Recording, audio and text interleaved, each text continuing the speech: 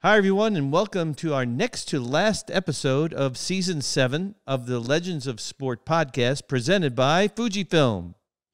For these two final episodes, we take a look back at the historic NBA bubble. Hard to believe it's been 5 years since the world shut down due to the COVID pandemic. But this month will mark the 5th anniversary of the opening of the NBA bubble at Walt Disney World in Orlando, Florida.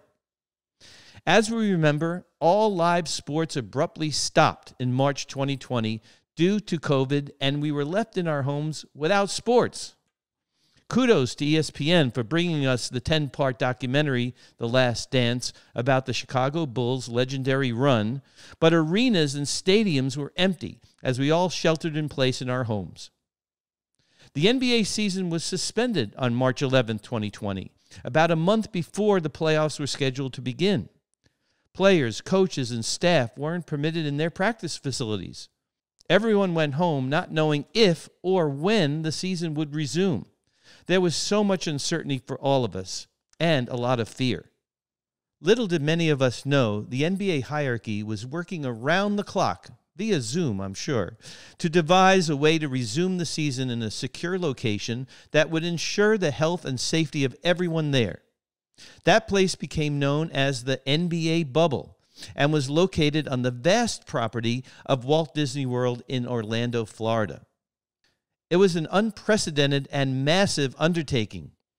Every detail had to be carefully thought out and implemented with health and safety protocols at the top of the list of priorities.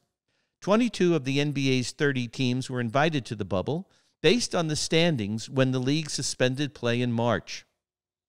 The bubble consisted of various secure hotel facilities inside Disney World for teams and staff, which included practice courts being trucked in for each team and installed in hotel ballrooms. That was a surreal sight. The games were played at facilities created inside ESPN's Wide World of Sports complex. On the photo side, my friend and fellow senior NBA photographer Nat Butler and I were in the third wave of photographers to arrive in the bubble in late August and assigned rooms in the Coronado Springs Resort. After completing 7 days of mandatory quarantine in our rooms, we started to shoot games on August 27th, which was the end of the restarted regular season, and continued through the playoffs and finals, which saw the Los Angeles Lakers defeat the Miami Heat 4-2 on October 11th. The NBA bubble was a surreal and sometimes mind-numbing experience, to be sure. Looking back, I am both amazed and grateful to the NBA for being able to pull off the monumental feat of completing the season in a safe and secure environment and bring live sports back to a starved public audience. Not one player, coach, or staff member caught COVID. The quality of play was truly amazing. And an NBA champion was crowned in October, not in June, as we are all accustomed to. So in honor of the 5th anniversary of the NBA bubble, we are bringing you 4 interviews with key people who work there in very different capacities. 2 on this episode and 2 on our season finale next week. To lead off, we have interviews with Dr. Leroy Sims, the NBA's Vice President of Event Medical at the time, and with the great journalist and fellow Hall of Fame Gowdy Award winner, Marc Stein. On our next episode, we will hear from my longtime friend and camera operator, Victor Smith. And to end it all, we have former NBA player and member of the 2020 NBA champion Lakers, Danny Green. Thanks, everyone, for checking out these last 2 episodes of Season 7. Big thanks to our presenting sponsor, Fujifilm, and our newest collaborator, Muggsy. Their clothes are awesome. Check out their link on our social media. So, here we go with Episode 1, celebrating the 5th anniversary of the NBA bubble. And as always, folks, I'll see you on the backside. Welcome, Dr. Leroy Sims, to the Legends of Sport podcast presented by Fujifilm. So great to see you, my friend. You know, last time I saw you, it had to be in 2020 in the bubble. Then I was educated to the fact that you are now with the Lakers, hence the Lakers sweatshirt you're wearing. So congratulations on that. But Dr. Sims, so great to see you, man. And out of that bubble atmosphere, of course. Absolutely. It's great to see you, Andy. It's great to be with you. And yes, it's good to be out of the bubble. Yeah, yeah. Well, let's go back to that crazy year of 2020.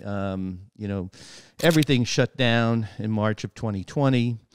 In what capacity were you working for the NBA in early 2020?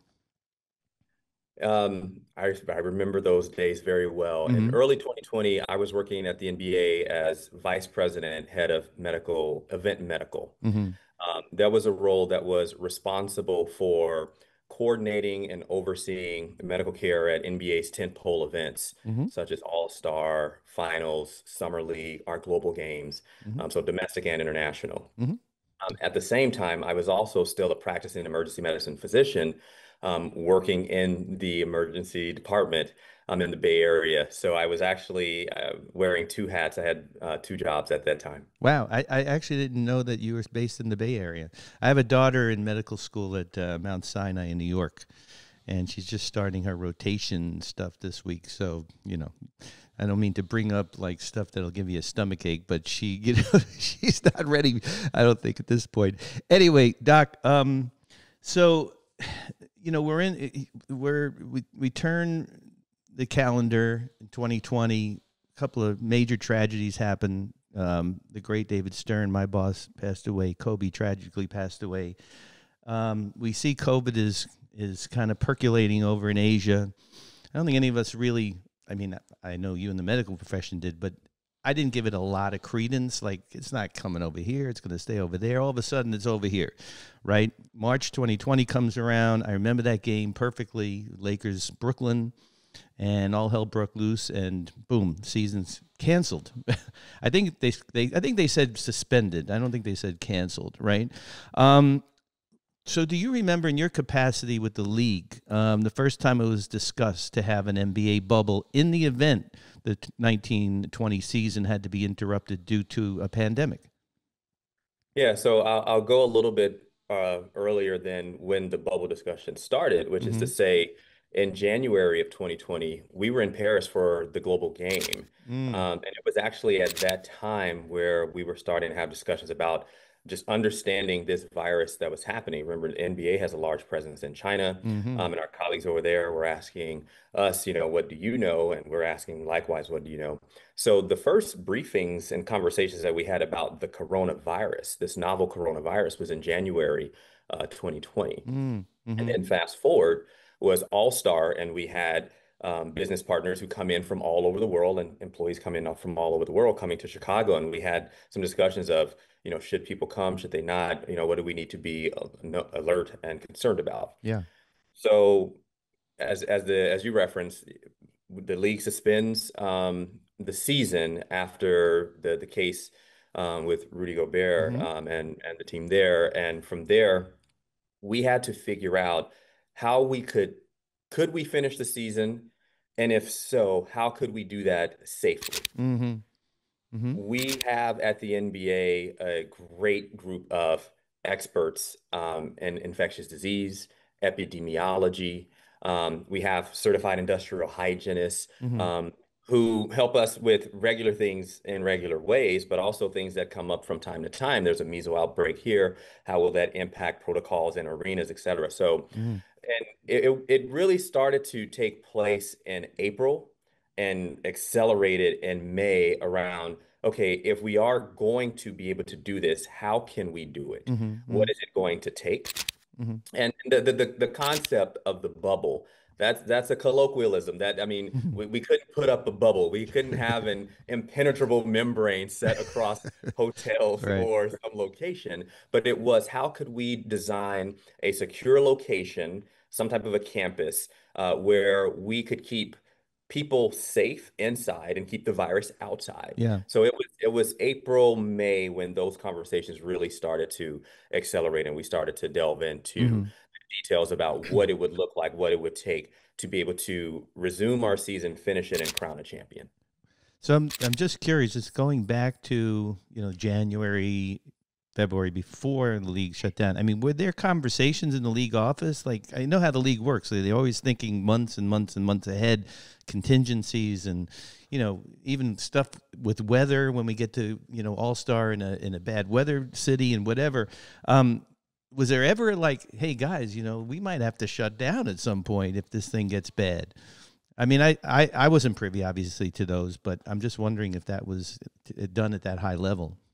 Well, remember, the NBA has a large operations manual. Mm, And from that point of view, the league does have to contemplate various types of scenarios, mm, whether it's weather or smoke in a building, et cetera. So mm, there are mechanisms in place that yeah. if we have to stop in the middle of a game or even ahead of a game, what does that look like? Mm-hmm. So from that point of view, some of these things are thought out and actually written out. Yeah. But to the point of like, will we have to shut down? Were we anticipating a pandemic? Yeah. I think we were all, as individuals, as employees, hoping we weren't facing a pandemic. I Mm-hmm. mean, we've seen outbreak, we've seen contagion, Yeah. Right.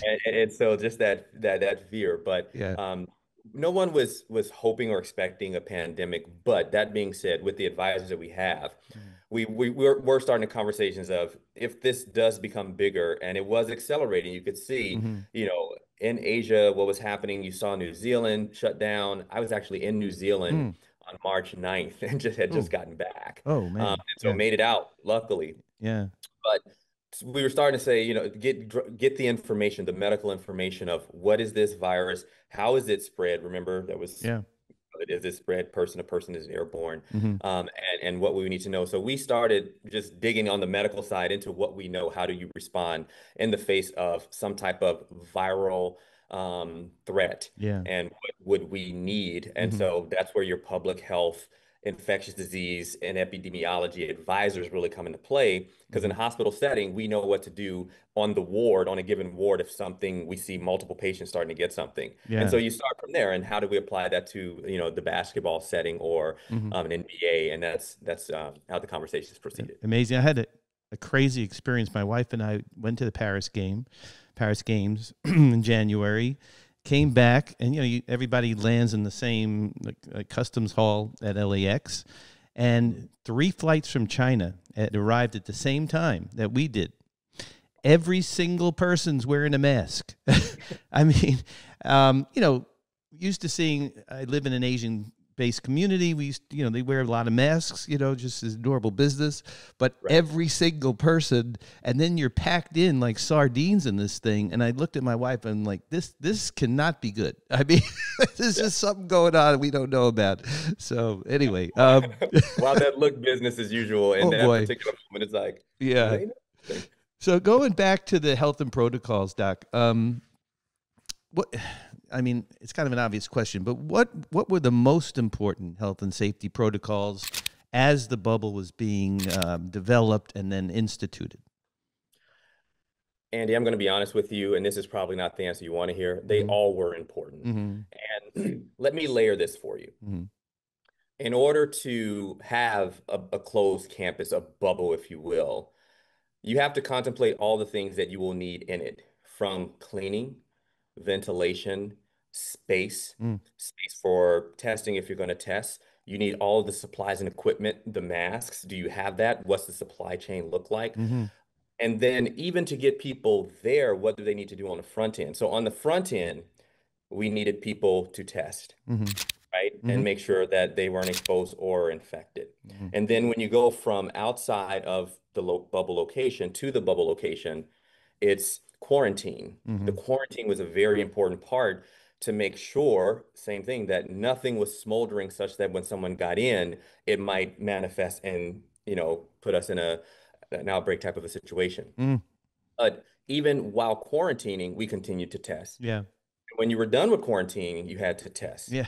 Once you I were out, remember. Yeah. once you were out, masking was important. Yeah. Social distancing was important. Yeah. And again, you think about the cleaning, the ventilation, and how people were going to engage. Mm-hmm. So all of those protocols were vitally important. We needed to do surveillance, which is checking temperatures, checking symptoms. How are we going to do that for everybody on campus? That's where the technology came in. Mm-hmm. We had thermometers that had Bluetooth that would Bluetooth your temperature into an app, remember? I remember. Yeah. And there were daily symptom screens. So we had to be forward thinking, but also very, very present in the moment of any type of situation for anyone.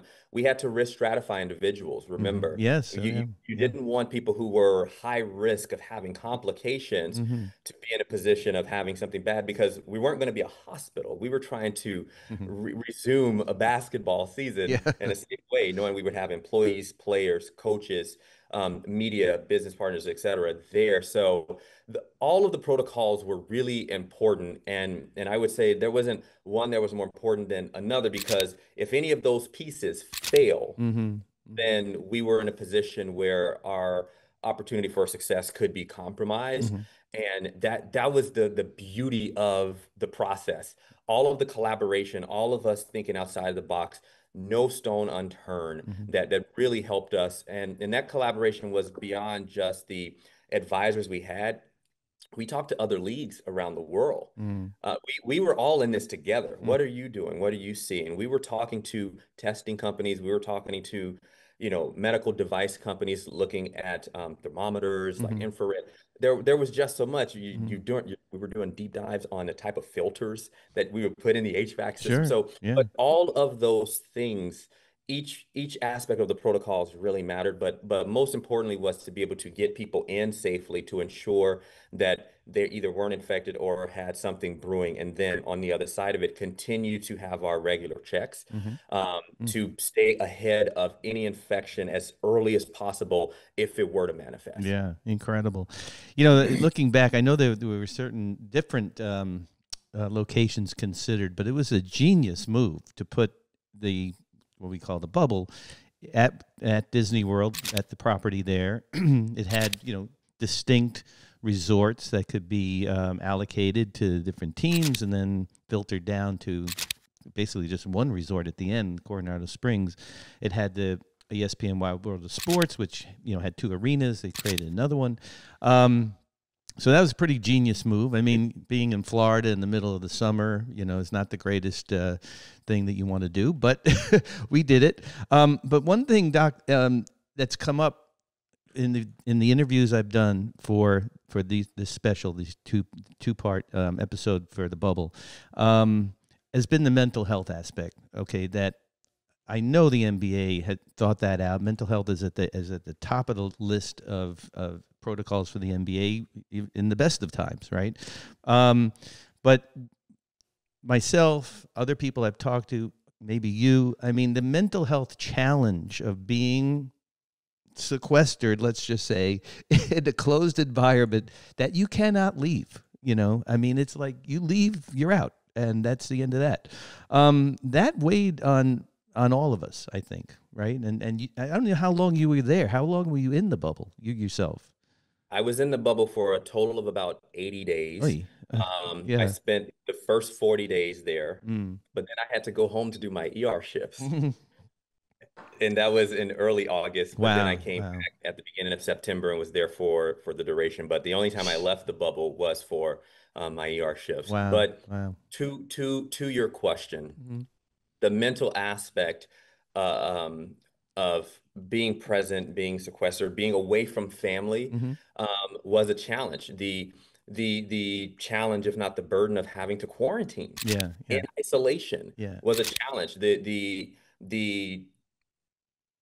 hardship of not being able to be close, proximate, to hug, to Yeah. dap, Yeah. all of those things that are so vitally important for humans, the handshaking, like that's just a part of who we are. Right. We knew that this was going to be a challenge. We knew that when you can't walk around your neighborhood, Hmm. that people, whatever was there in terms of mental health would require more Hmm. help, but there would also be emerging mental health situations. So Yeah. we had that thought out, thought through Hmm. for the teams. All the NBA teams have mental health Yeah. professionals who work with the team. Yeah. Yeah. So we made sure that we, told the teams to make sure you engage with your mental health providers. Yeah. Yeah.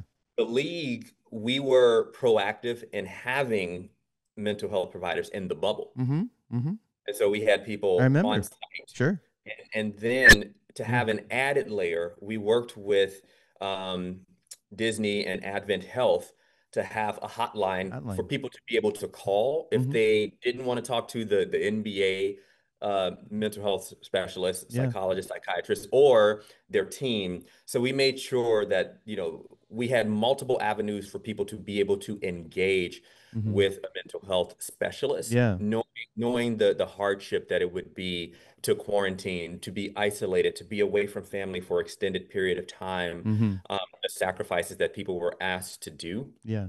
So it was something that we indeed paid attention to. No, but that's a great answer, Doc, and it was important. And I don't think any of you being a healthcare professional, of course, but any of us normal people really understood how challenging it was going to be mentally, especially those first 7 days. I mean, you're stuck in that room.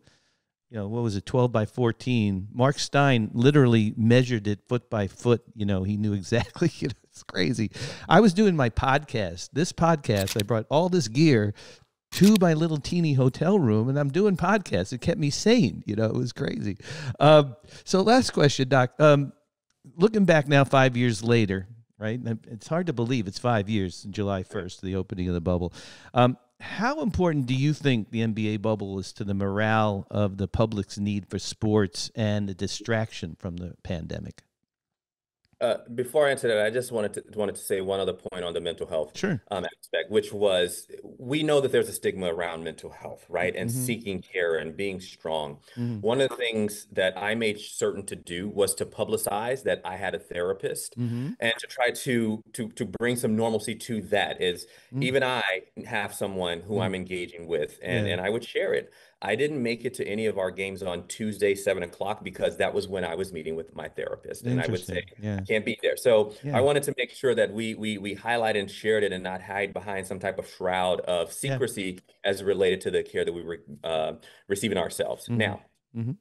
thinking back on the pandemic, the bubble five Mm-hmm. years later, I'm really grateful for the opportunity to have worked on the bubble, to have collaborated with experts in all aspects of what we did, to have such a tremendous collaborative effort. Mm-hmm. The support from the NBA office, the commissioner's office, working with basketball operations, events, security, my medical team, our advisors, working hand in hand with the Players Association, the Players Union, Yeah. and all of the various sports around the world and medical professionals who contributed.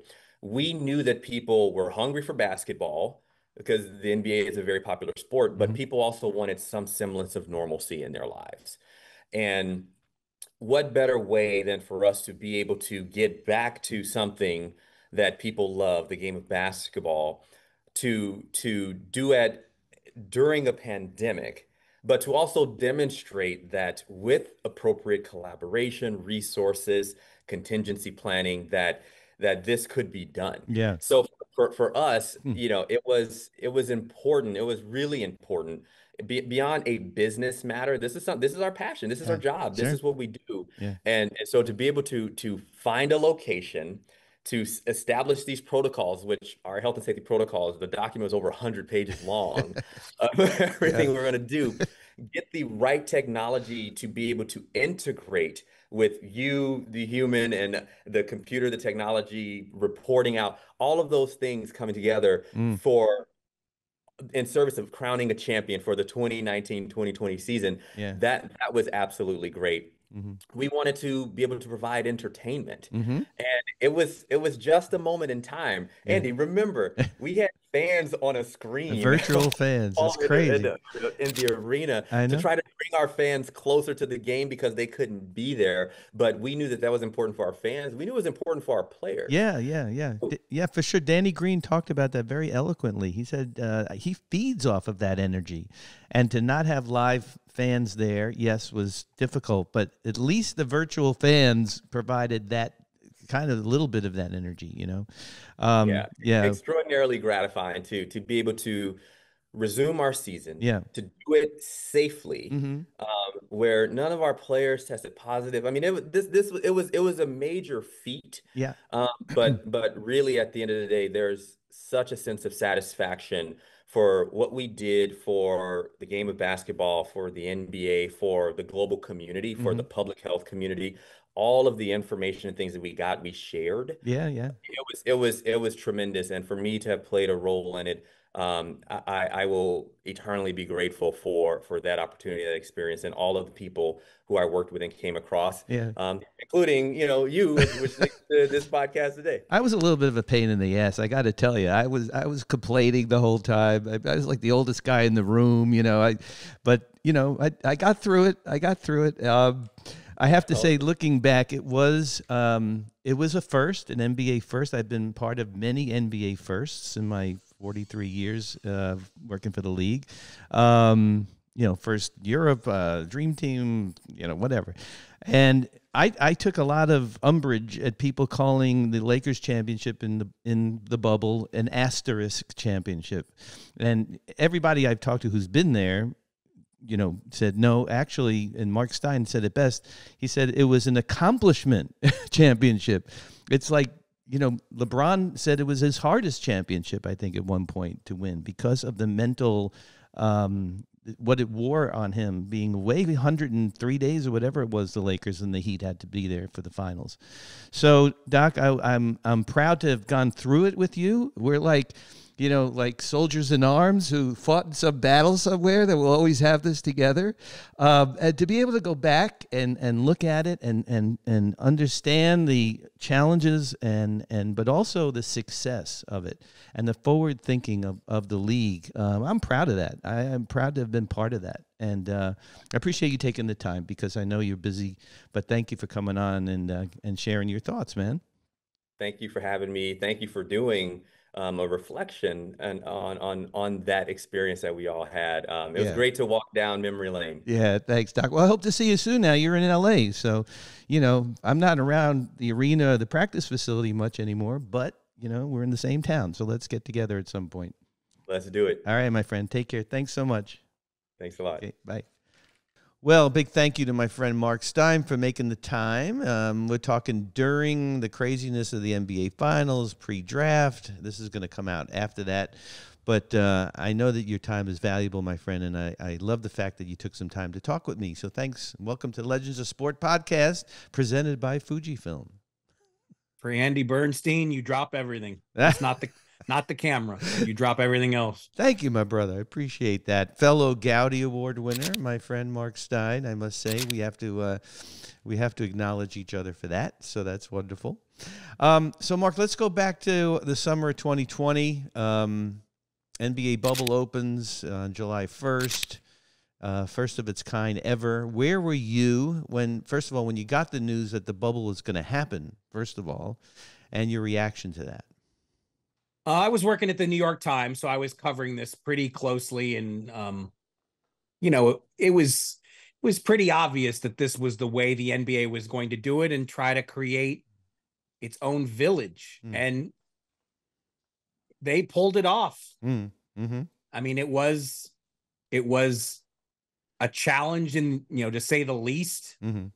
I want to say it was $200 million at least that it cost to try to make it happen. Yeah. I'm not even sure I have the right figure because, man, 5 years ago, it's not that long ago, but man, it feels like a lifetime ago. I don't know how you. Yeah, it really does. It really does. I mean, yeah, it's great. I mean, talking to you and other people in the bubble for these 2 episodes, it's just bringing it all back, and people are sharing photos. I hope that you can send me maybe a photo or 2 that you have of your experience. Well, it's funny, to prepare for this interview, I went back and found the piece I wrote for the Times when I was out of the bubble. And it's funny because only one of us in this conversation is a photographer. I am the worst photojournalist in the history of the NBA. And this Times piece is incredible because all the pictures in it are mine. I remember that piece. I got my pictures published in the New York Times. How is that possible? I love it. It's awesome. And it's like the pictures I sent were, I'm in my little room. I took a picture of. Mm-hmm. Yeah. I always remember I was so obsessed with getting steps there that the lizards. I just constantly remember looking down and seeing these lizards that obviously, Yeah. we don't see in Southern California or Dallas where I am. So I had to take a picture of the lizards. Right. What about the sign that said alligators in the pond, don't get too close? I don't remember that one. Oh yeah, I have a photo of that. I must not have even been close enough to the pond to see the sign.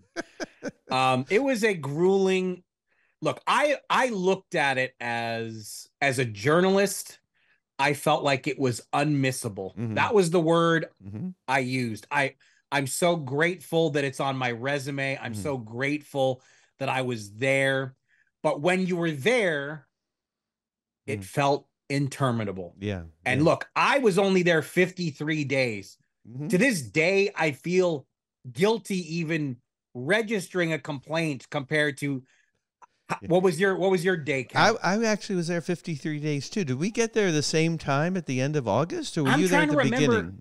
I think you might have been in the rotation after I left. Okay. Yeah, I came, Nat Butler and I, Joe Amati, a few other people came for the tail end, for like the... Yeah, so I was there. I was there from the beginning until September 3rd. Yeah, crazy. And September 3rd was a momentous day because I actually broke the news that day that Steve Nash was being hired as the coach of the Brooklyn Nets.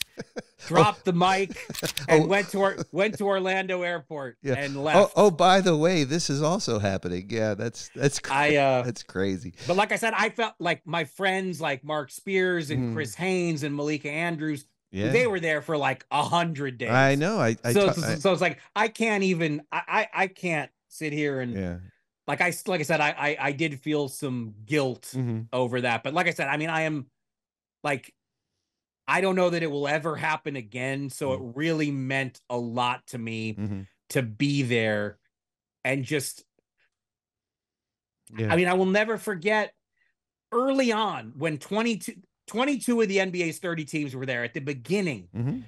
All these teams are practicing and so many practices are going on that there were only about 20 reporters who were allowed in. So some of these teams were not even being covered. I went to Washington Wizards practice because I was like, you know what? I want to go to a team nobody's going to go see. Right. Yeah. Scotty Brooks was the coach, and Scotty and I go way back. You know, Scott Brooks is a UC Irvine legend. I went to Cal State Fullerton. So as soon as we see each other, we launch into the trash talk, you know, it's like Duke UNC level between us of trash talk. But I think they were so happy to see me. To see a reporter at their practice. I think I could have joined layup lines at that practice. Like and it was, again, it's like, you're walking around. It's like, oh, that ballroom is the Suns. Oh, there's the Wizards. Like it just, it was surreal. I mean, they have ballrooms in a hotel with basketball floors down on, which they had trucked in from, you know, whatever city they came from. It was insane. It was absolutely crazy. So Mark, as a reporter, okay, let's talk about, you know, your job, your normal job, you know, covering a game or a team or an NBA Finals or whatever. You know, there's a routine that I have, that you have, that you've had for years. Talk about the difference of covering the sport from in a bubble atmosphere. We all had to be socially distant. Yeah. It was crazy, right? I mean, yes, we could not, like, on one hand, we're the select few that are in there. But on the other hand, like you said, we're all wearing masks. We're testing every single day. We're keeping our distance. There's a lot of restricted areas where only players could go and media could not. Like, I mean, I hope she doesn't get mad at me for telling this story, but the great Maureen Coyle, longtime NBA, she's worked in the NBA communications office for a very long time. Right. And you know me, so this won't surprise you one bit, man. When I was working for the New York Times, if I had a story in the New York Times, I wanted 2 copies of the paper like I was still in college. I wanted 2 hard copies of the paper. There was actually a gift shop at the bubble that could get the Times. Yeah. But the media was not allowed to access it. So the wonderful Mo Coyle, I would say, hey, Mo, I have a story on page B9 today. Would you grab? And she would go to the gift shop and get the paper. Oh for my me. Goodness. That's like just tremendous gesture. And like those little things made you so happy. Yeah. Because look, again, this is not, we could not complain about this. We were the lucky few who were allowed to see literally a chapter of NBA history that might never be repeated, but it was a mental grind. There were a lot of rules and restrictions. There was a lot of time alone with your thoughts. I mean, remember when the bubble when the Milwaukee Bucks did their protest and then the players voted, and if you remember, LeBron after that was just said, hey, like, I've thought about leaving and I'm sure you guys have too. Yeah. I mean, because there were so many things you weren't allowed to do, and it takes a toll on you. But like I said, when I think back on it, I'm so grateful that I was there. Yeah. But yeah, it was, I mean, you talk about doing the job. Like we would sit like in a press section that was off the floor. Cause like we couldn't just go on the floor like we normally do it at, at a game at Crypto. Hey, and, see you. And, we talk, we meet on the hardwood and talk, like none of that. Yeah. But one of my proudest achievements during the bubble, in the beginning, when they had so many teams, again, they had 3 gyms going on. Games are going on in 3 gyms. At the beginning, they couldn't really police the 3rd gym. They just didn't have enough people. The Spurs and the Sixers play this incredible game. Sixers win at the buzzer. There's only 2 reporters there. I'm not going to say who the other one was because I don't want to get them in trouble, but they did, like, I was stunned. The other reporter left at the buzzer. So suddenly I have 2 teams to myself. I was there thinking I was going to get some pop time. Right. But the Spurs just lose this hellacious ending at the buzzer. I'm like, something tells me I will not be getting my one-on-one with Pop after this game. Right. But the Sixers win, and Joel Embiid comes out of the locker room. Of course, no locker room access like we would normally have. Right. Media is not allowed in the locker room. Right. Joel comes out, but other players are coming out. The Sixers, one media official there is trying to keep track of the interviews, and Joel starts walking the bus. I said, you know what? Nobody's here. I'm going to escort Joel Embiid to the bus. Good for you. And I walked Joel Embiid to the bus. He gave me some great quotes. I got a great column out of it, but I just felt I felt so daring. Like, oh my God. Yeah. What if the league saw this? Yeah. I am right next to Joel Embiid. Oh, it's what it's been your way of doing business for your entire professional career. I venture to say that you probably can't even remember going back to middle school where you were like the only reporter at a game or an event. That's crazy. Yeah. I mean, you're thinking this is an NBA game that counts. Yeah. And there's literally 2 of us on press row. That's a great. I mean, it's just, because we're in the 3rd gym. Yeah. That's a great story, Mark. That's a great story.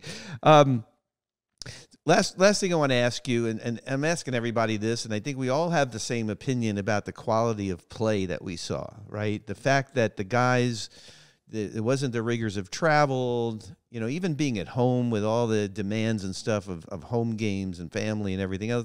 We're all stuck in the same place, and everybody went out and did their job, I think, the best that we all could, and that included the players. I mean, what was your assessment of the quality of play there? Well, look, I mean, taking travel out of the playoffs is that's not a small thing. Mm-hmm. That is a major, major thing. Yeah. So there will always be people who view it as somehow inferior because there were no home games and road games. I mean, that is the reality. But again, the league built this village, built this bubble, and it held. And they kept the coronavirus out, but there was a mental tax that was inflicted. And to make it all the way to October as the last team standing, I'm not sure that I agree with LeBron that it's the greatest championship of his career, but it was a season unlike any other. I mean, again, now just thinking about selfish stuff, I'm working for the New York Times. the NBA finals were played in October. Yes, I know. It's so crazy. Yeah. And so I had the idea, I have to speak to Mr. October, Reggie Jackson, who I knew was a huge LeBron fan. Yeah.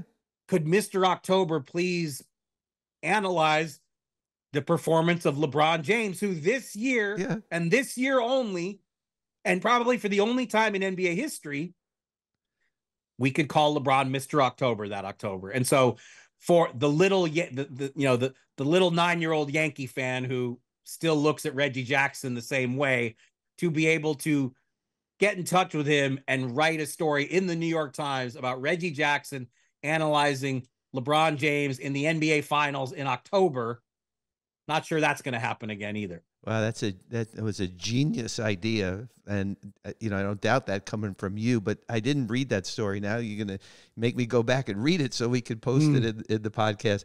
And so I guess you're in agreement from what you said, and this is truly the last thing, that this was not an asterisk season like Phil Jackson called the '99 Spurs championship, because it was a shortened season. I think I don't know if LeBron called it his greatest championship, but it had to be his hardest championship. Some people are going to do the asterisk thing, and that's fine. Yeah. But I mean, this was an achievement season. Mm-hmm. I mean, that the NBA, the NBA was like leading the way in a lot of ways in just dealing with COVID. I mean, like it is pretty astounding when you think about it, like what everything that had to go into making the bubble happen and pulling it off. Yeah. Yeah. I think some people will always, look down upon it in some ways because there were no real road games. And look, I mean, even thinking about the finals we're in now, I know I've said it in interviews that Alex Caruso is the only Thunder player with finals experience, but it was in the bubble. And people, and like I said, I've said it too, but it was in the bubble, that it's not the same. But anybody who did that in any capacity remembers what a grind it was. And just to be able to finish, a 4-month interruption and still finish the season was crazy and an achievement. Well, thank you, my friend. That was really great. I mean, there's 2 or 3 things I didn't even know you were going to talk about. So that was great. I appreciate it, Mark. Well, thanks, Mark, for coming on. You still remember your room number? Oh, God, I don't remember. I do. I remember mine, room 4151. Yeah, I don't remember it. Coronado Springs. It was 314 square feet. Did you count every square foot? Well, that's the kind of stuff that you have to have in a New York Times story, all those little details. And remember, we had to quarantine for 7 days in that room before we could even start to cover the bubble. No, it was crazy. And get this, the night that Nat and I was our last night in quarantine, and we were going to come out and work the next day, that night before is when everything shut down. And so we're texting each other, like, are we going home tomorrow? I mean, all this was for nothing. I mean, what the hell's going to happen here? And that we came out the next day, and they had come to an agreement during the night, and all that. But it was nuts. Are you okay if we lift a couple of photos from that New York Times story? Yes, in fact, it would probably be better if you just took them out of there than me trying to send them to you. But that was no, we'll do that. Yeah, it's I remember the story. The story was amazing. But the Mr. October story, that's news to me. So thank you for that. That's great. Listen, man, I really appreciate the time. I know time is a premium, and I appreciate you making this for me. So I'm doing a series of interviews and cutting them together according to time and everything. So I can't say I'll see you soon, but I will see you hopefully at Hall of Fame in September. All right, my friend. Always good to catch up. All right, Mark. Take care, man. You too. Be good. Yeah, thanks. Bye. Well, it was so great to catch up with Dr. Sims and Marc Stein to reminisce about the NBA bubble. Hard to believe it's been 5 years since we were all there. I hope you all enjoyed these 2 interviews as well, and maybe learned a little something new about that unique and unprecedented experience. Big thanks to our presenting sponsor, Fujifilm, for helping to bring this podcast to all of you. Please follow them on Instagram at FujifilmX_US. That's at FujifilmX_US. Also, big thanks to our new collaborator, Muggsy. Their clothes are incredibly comfortable. You all know I won't endorse anything I don't actually use and like, and I love Muggsy's clothes. Please check out the link in this podcast and on our social media for a discount. Thanks, everyone, for your continued support of the Legends of Sport podcast presented by Fujifilm and for tuning into this episode. Please tell all your friends to subscribe to our YouTube channel, Legends of Sport, and our Instagram at Legends of Sport. Of course, my photography can be found on Instagram at ADB Photo Inc.